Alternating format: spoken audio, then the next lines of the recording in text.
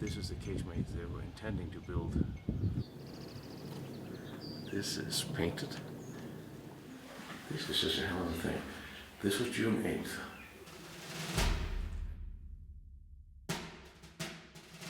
I want to start our journey through the German defenses of Normandy, here near the French village of Saint-Marcouf. First, a slight side note to you all. Remember the centralized forts of the pre-World War I era, the Brialmont forts. With a small area was fenced in with barbed wire, defended by machine guns on the perimeter, then with the main armament in a central massif many times, where the heavy guns were placed centrally. With a series of these is what you had for World War I, basically a string of forts surrounding the various cities, or fortified areas, strongpoints, mutually supporting and capable of holding off enemy forces or sieges for a prolonged time without outside support. That is, in effect, what you have along the coast of Europe in the Atlantic Wall. The wall part is actually somewhat misleading, as what you have is a string of forts, or strongpoints, defending the coast, capable of overlapping fire. And with that historic note in mind, it makes it easier to understand the entire concept of the German defensive strategy here. The Crisbecq battery was a German World War II artillery battery located near Saint-Marcouf on the Cotentin Peninsula in Normandy. It was one of the key components of Normandy's coastal fortifications, and if you look at it from above, it reminds us just a little bit of the centralized forts of World War I, doesn't it? Squint a little, you'll see it. As one of the most powerful batteries in Normandy, it could cover the coastlines from Saint-Vaast-le-Hogue to Pointe du Hoc, with a firing range of 27 to 33 kilometers, 17 to 21 miles. It posed a significant threat to Allied ships approaching Utah Beach during D-Day, and was bombed prior, but to little effect initially, and it comes with a few really interesting stories. Construction began in mid-1941 by the Todt organization, utilizing mostly Russian and Polish prisoners of war. Later, some were augmented by French hired workers in 1943 to speed up construction, which was incomplete by the time D-Day rolled around, due to the frequent Allied bombardments starting already April 1944 and the lack of supplies. It had 4 210mm naval guns, that's 21 centimeters, Cannon 39, check, 6 75mm anti-aircraft guns, Canon de 75 Model 1897, reworked French guns. By June 1944, the 3 210mm Skoda K3940 guns, only 2 of them were housed in completed Regelbauten R683 casemates with up to 10 feet of concrete. 6 75mm anti-aircraft guns were now here, 3 20mm anti-aircraft guns, and 150mm tracer cannon, and 70 machine guns in Tobruk's and simple firing positions, which can be said to be rather significant. The battery spanned only 4 hectares, which included 22 underground blockhouses connected by over a mile of trenches and a few tunnels. It featured a command post, personnel and ammunition shelter, infirmary, kitchen, water pump, natural defenses including a narrow access trail, open fields to the west, and swamps to steep slopes to the east. The site also, of course, had barbed wire and minefields for protection. And, of course, there was an observation post. It's rather damaged today. It included a control bunker for the nearby Asville battery, about 2 kilometers southwest of here. It lacked a clear sea view, so the Asville battery, which we will visit next because these 2 places are linked by more than just history. On D-Day at 5 a.m., Commander Oberleutnant Susse Walter Olmesen, commanding a garrison of about 320 to 400 naval personnel, spotted the Allied invasion fleet through the battery's rangefinder and reported it to the Kriegsmarine headquarters in Cherbourg. This triggered the German alarm, At 5:52, the battery opened fire on Allied ships 17 kilometers away. Amongst they engaged the cruiser USS Tuscaloosa and the USS Quincy and the battleship USS Nevada. At 6:30, it sank the destroyer USS Curry and damaged other ships as well. An Allied aircraft attempting to deploy a smokescreen was shot down by the battery's anti-aircraft defenses. The battery had originally been heavily bombarded by 598 tons of bombs on the night of June 5th, destroying one 210mm gun and some anti-aircraft defenses as well. But everything else was operational in the morning of the 6th. The battleship USS Nevada, Texas, the USS Arkansas fired on the battery, knocking out one casemate gun at 8 in the morning and silencing the second at 9 in the morning. On June 7th, the U.S. 1st Battalion, 22nd Infantry Regiment, 4th Infantry Division advanced on St. Marcouf, but was repelled by the repaired 75mm flak guns, and a counterattack supported by Asville's 105mm guns, holding out 5 more days.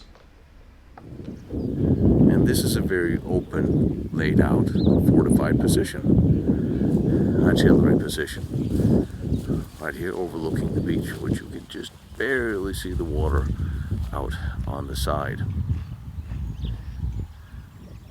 And I wanted to see this because this was a known entity that's still firing, which is awesome.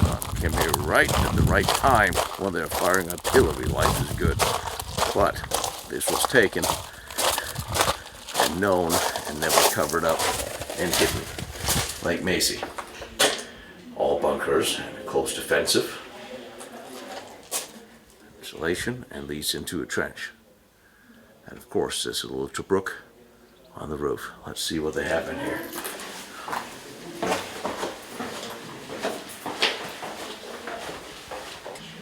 This is interesting.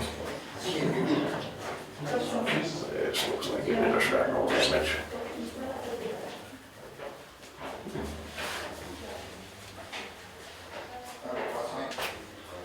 Doors missing, but these things happen.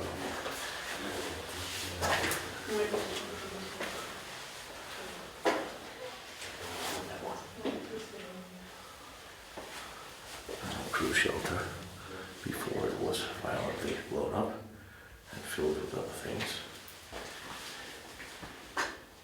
Munition transport cars, turn wheels. All these things were found here on the site as this was prepared for exhibition. So these are all original. And you see the wheels for some of the large artillery pieces. And I'm not sure what happened to this thing. The munition carts are interesting. And a larger one as well. And this room was definitely fragged. See the walls all tore up from explosives. Laid bare into the rebar. Somebody threw something in here larger than a hand grenade. You see all the shrapnel in the roof. The roof is completely torn up from damage.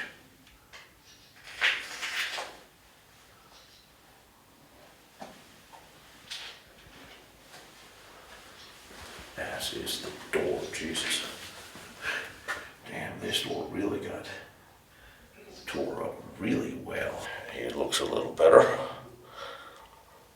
Organization tooled, tools, uniforms, and wood siding on the walls. But again, the roof was tore up. Close defensive position and double exit. Classic. Into the trench where you are safe. Still see some of the original paint. This will be down to the brook that we know so well. That is currently surrounded by barbed wire so people don't fall into it. But the steel ring is still in place, which is neat.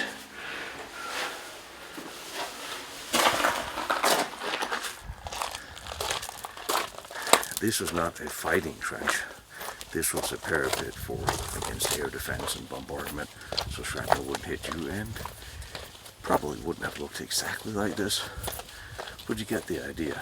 You would need a position to go. You would need a trench to go between the positions of the artillery pieces and the bunkers, and it would be covered by camouflage netting, so it wouldn't be so apparent. And the next one here,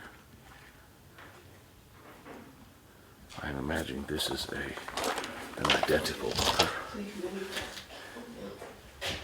to the first one. Double crew shelter. We'll see.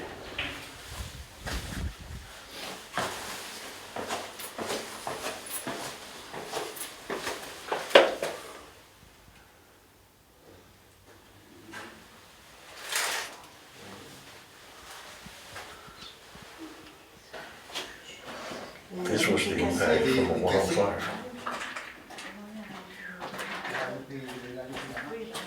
On June 6th, a 105 shell went through the wall here, straight through missed the stairs completely, and did this. How on earth? How did you do that? How did you pass through that and hit the wall from that side? That is an extremely lucky hit. And I guess it shows that a 105 will penetrate the walls, although this certainly is not the wall anybody expected it to have hit. You fire the bunker, you kind of think maybe a flanking wall or a ceiling. You're not expecting to hit through the door. That's a hell of a thing. That is a hell of a thing.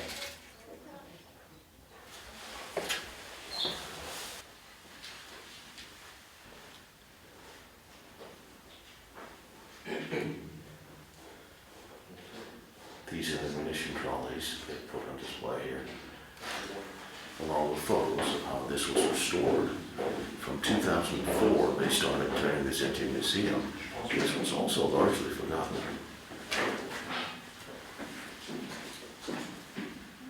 This is just a hell of a thing. This was June 8th. And I'm curious on June 8th who fired 105s from this direction, from the back of the fort. Ventilation. Of course, it hit the other close defensive firing port, which was thinner.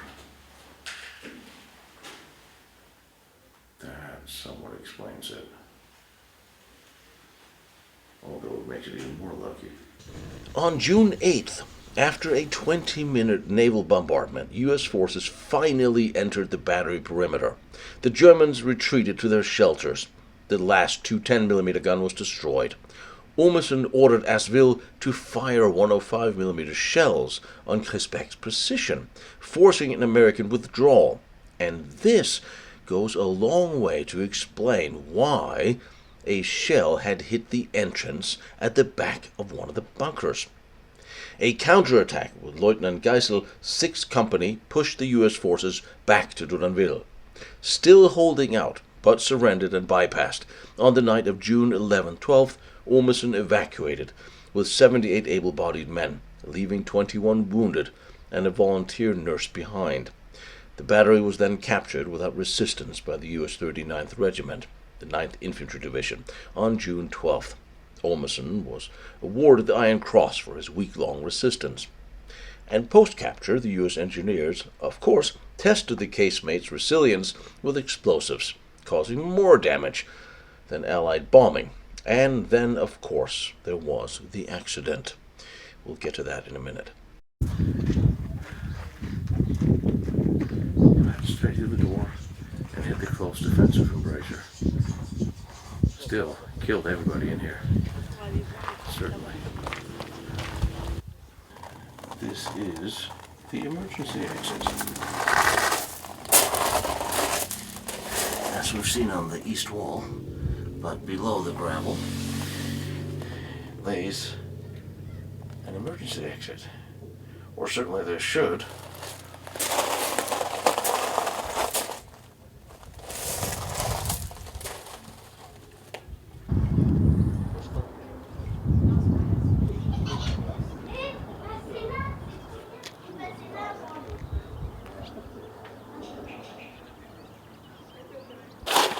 Protected tunnel, reinforced on all sides. Haven't seen that before, certainly. I do wonder if the yellow was original. I would think it would have to have been. Just lighten it up, but then again, why isn't it just standard white? I would have done the same thing.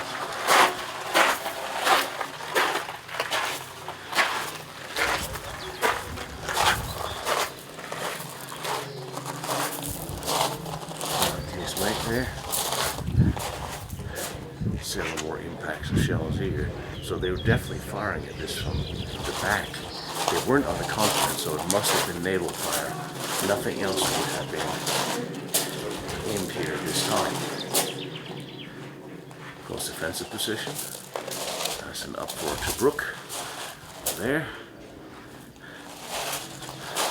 Ventilations.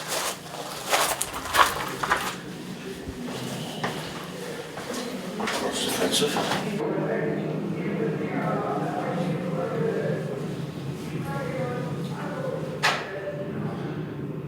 Dredging the wood on the walls, this would have been crew shelter, where the beds would have been mounted.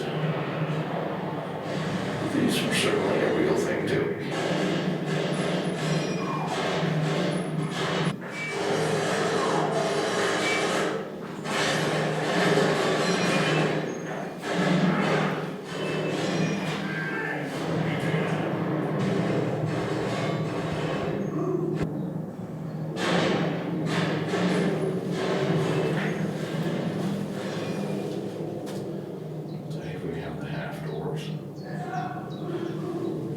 Very good shape, I may add.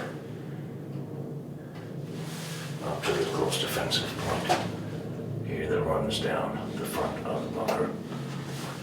Fairly small room. Must have been the platform for the guy to stand on.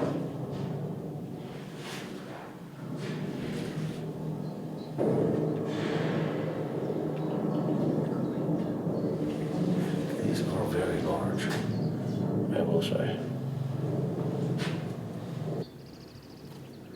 This is painted. I don't know how you camouflage this to make it look like stone. To break up the outline, because it is certainly not stone. And considering, one would think the Allies knew this. There's the yellow paint again. So that's original. So maybe the yellow paint in the connecting tunnel is a reproduction of the original.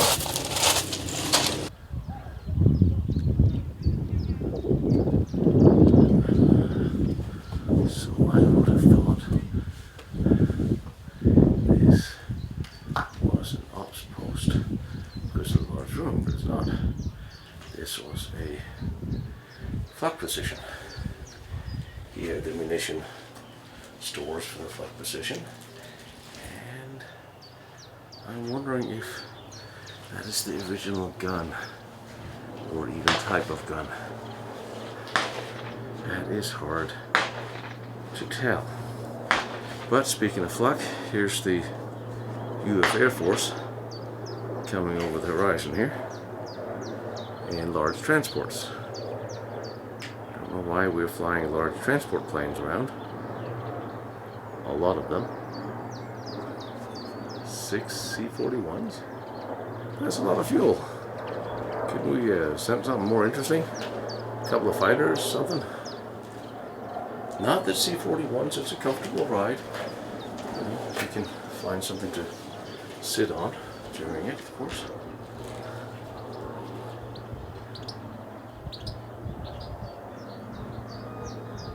Well, at least the Air Force is here.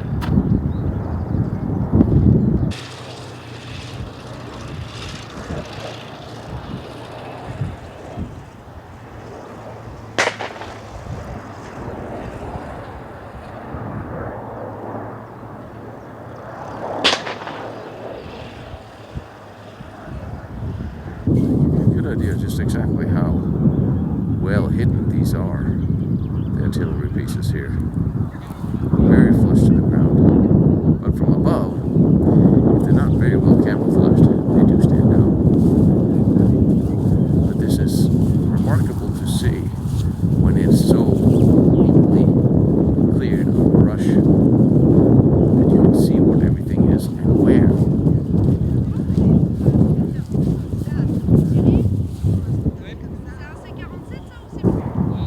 Observation. So I'm standing on a button. Yay. Let's continue to the traverse. That has a very unnatural crack in it. It's interesting that this too was covered up and nearly forgotten. Makes you wonder how many more there are out here that has been forgotten. Interesting that there's a ventilation to my left in the ground in there.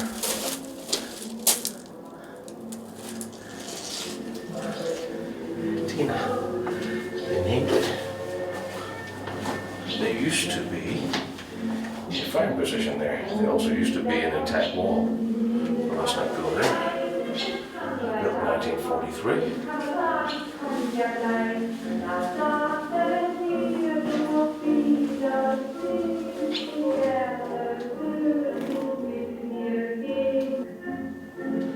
This is a 10-man combat shelter.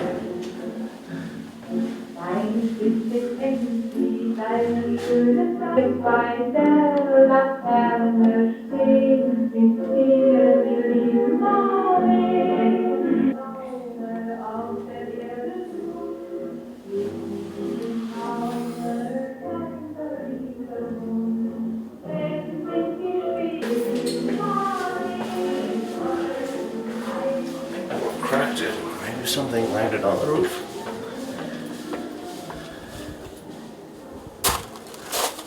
Well, something landed right here too, around Mr. Brook. If he was home, he would have had a bad day.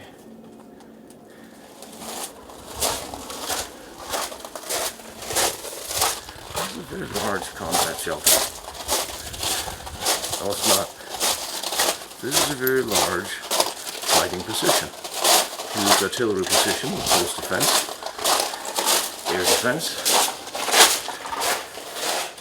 underground tunnels. This, well, I thought this would be a munition store. I could be wrong. Usually, munition stores are built like this. And there's a guy with the kitchen. All right. Because this actually was the kitchen bunker. They had the kitchen in here. So, nicely set up. Reminding me I haven't had breakfast yet. This is a Type 134 shelter with storage, maintenance, kitchen, as we have here.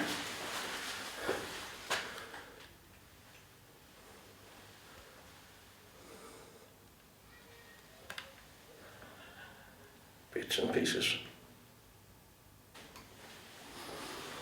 As many underground connecting tunnels as you can make it without it being too over-constructed, because there's also a shortage of materials. So it's all about balance. And these were generally designed and built in stages. There would be a 42 program, 43 program, 44 program, 45 program, where everything on these positions were built in phases as material was available, balanced out with which was deemed the most important and necessary.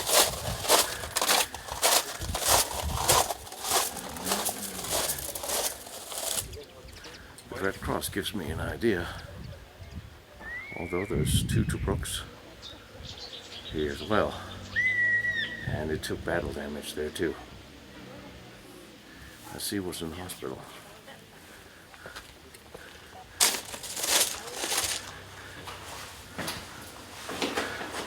More close defensive position, as it should be. These close defensive positions look very large from the inside.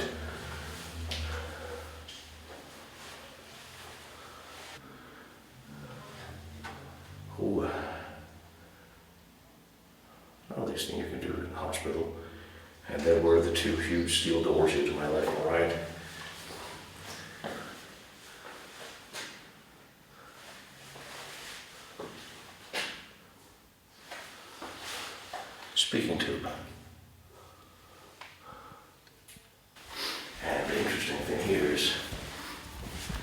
this stuff they have on display here are all things that they discovered while they were excavating this.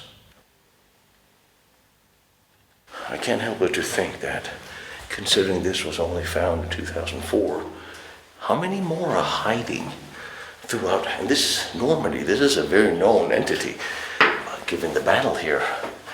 How many more are hiding here and there? Two light shelters here. Could be crew shelters for crew of flat positions or close defense. But it's not. It's the shelter for the water pump. So that is really important. If that's the only well here is. And come to think of it, I didn't see any wells in any of the other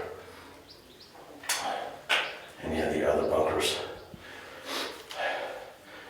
The battery here itself was completely self-sufficient, and there's about 400 men in the garrison here, and most of them, and they lived like a little village here.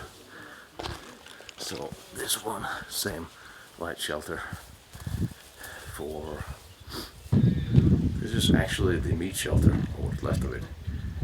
See the hooks in the ceiling for fresh meat. Possibly, I would imagine, some sort of cooling. But when it's all closed up, cement doesn't heat up that much or that fast.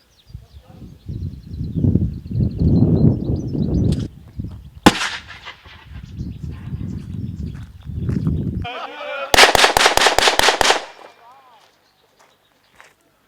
love it when I get a little environment. And it doesn't really belong here, but I mean, it's here. Over there? L'avion vient des États-Unis, là. Ils sont venus. Les États-Unis, USA. It doesn't look like the longest range in the world.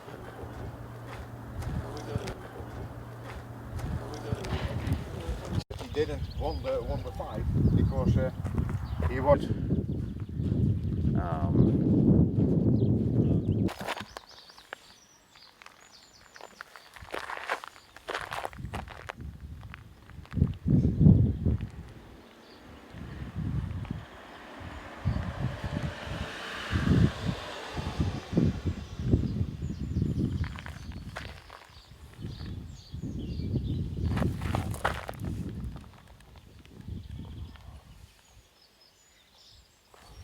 Where the hell did they find a Spanish gun?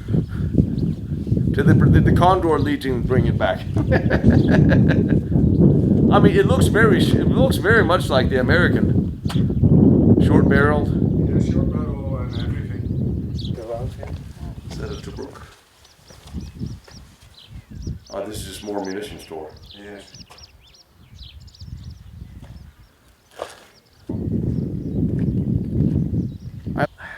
And like I said, these complexes were built in stages. And here's another firing position that was under construction in 1944 and obviously never got to be finished or get a roof. It is a convertible like the others. 4 years. Yeah. Exactly 2.5 years. Have you been to the blockhouse? No. Or Le Coupole? Go to the blockhouse on the way home. Yeah. It's fucking amazing because you're looking at something that is so big. The resources went to waste for something that really didn't do anything. So the Russian 122, yeah. The Russians used the lot, the 122. They started wheeling out some of their old stuff, very old stuff. I like that they have German reenactors here. Yeah. Because I know in France, Normandy, you can't have German reenactors. They can't wear German uniforms. They can't this and that. And I keep saying, well, I'm sorry, but the Germans being here is sort of the reason why all of you are here. They're a big part of the history. If the Germans hadn't been here, they probably wouldn't be here at all. Yeah. Give them a break. I mean, they didn't ask.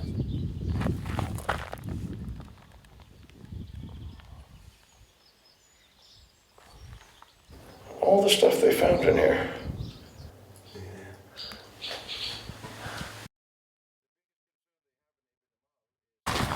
Which is rather terrifying.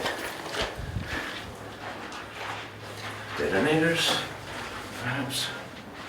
Original paint. Shrapnel on the walls, shrapnel on the ceiling. These things were hit, as you can tell, the corner missing right there. Not natural decay either. So this is actually one of the guns that could quite possibly have been here. A French naval gun that was put in place by the Germans.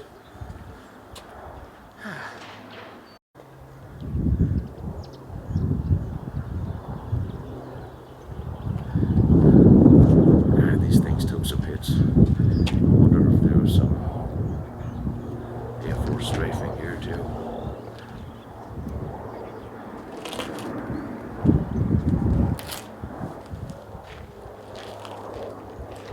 .130 French gun.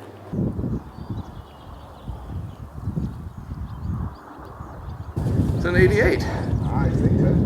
It does look a bit like one, but it's definitely in the wrong mount with only half the wheels there. This should have another buggy with 2 wheels, or it should have been put all the way down on its place, but it's here, so we appreciate it. This is half of the vehicle towing. 18 here looks like it's sort of tilted over, cracked on the roof.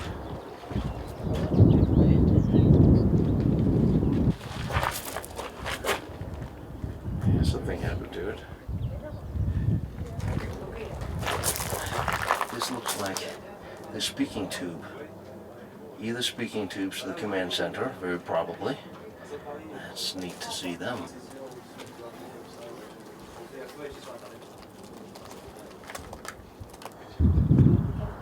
It is an 88 indeed. But please, put it in place. Après qu'ils ont pris la cible, ils voulaient faire un essai pour voir. The roof have caved in. That was hitting something hard and heavy. Wow. The roof have completely caved in.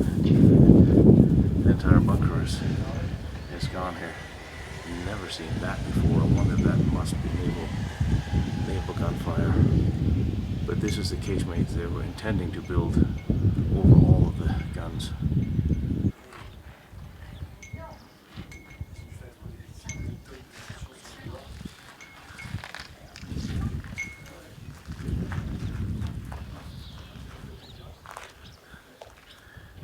These were the casemates they were intending on building over all of these positions. But this one really have a rather tragic story, because 11 and 12 June the Germans were running out of men, so they decided to abandon the position. There was no one fighting here when the Americans arrived, and they accidentally blew up the munition store behind the bunker, killing almost a dozen American soldiers. After the fighting, it was a complete accident. Very sad how that happened.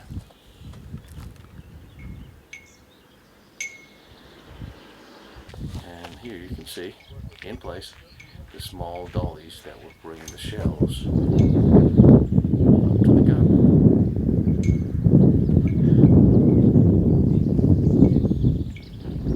Temporary stores before firing. Holy hell, that. But in war, things happen and things go wrong, and people die for reasons other than enemy action, which is always very sad, but it's a real thing you contend with. The RAF had bomber crews life expectancy at 7%. Every time they went out, they expected 7% not to return. That was an acceptable number.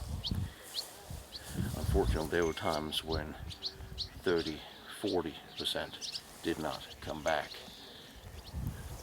And until the Mustang finally arrived in numbers over Europe, the RAF and the US Air Force actually had to suspend operations for a while due to the losses they were taking.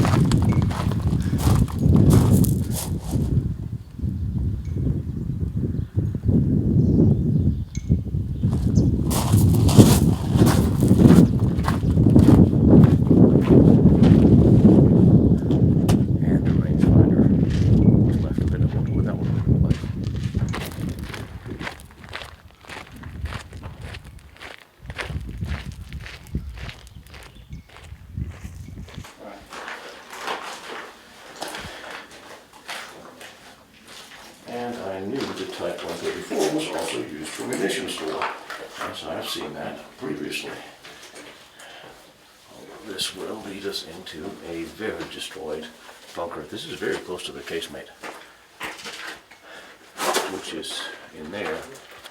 This is the munition store the Americans blew up by accident.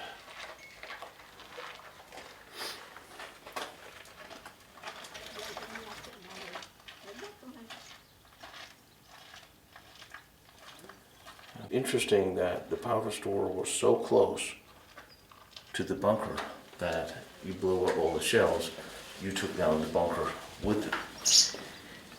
I will say that is very close, but of course there were still a lot of shells, and it was not a good time.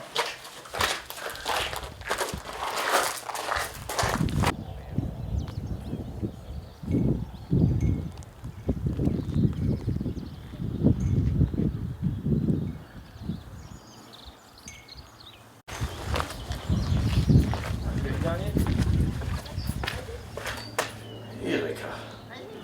I like it. Big favor of this.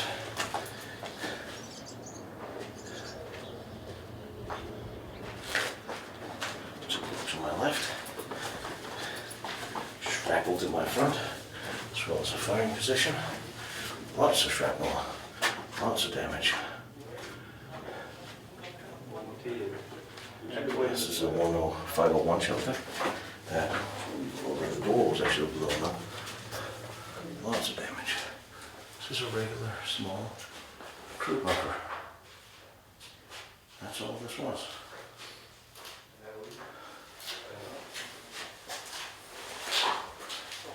Wooden walls, close firing position. All of these beds were original design, they wouldn't make them. And the emergency exit. Of course.